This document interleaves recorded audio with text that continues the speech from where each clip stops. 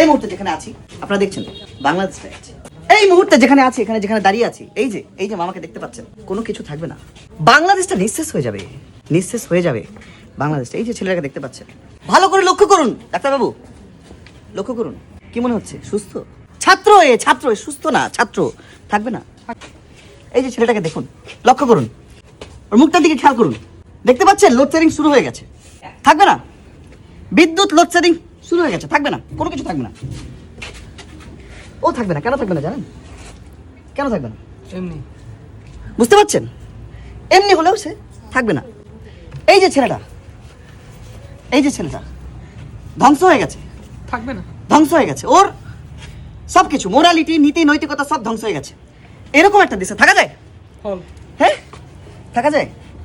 এই যে ফল, এই সমস্ত ফল ভাই আমি ভেজাল, এই সমস্ত ফল ভেজাল।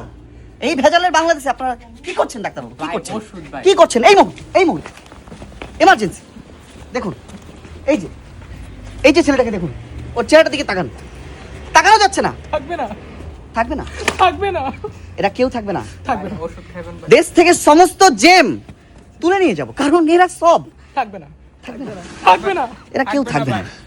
এসপিআরপি থাকবে না।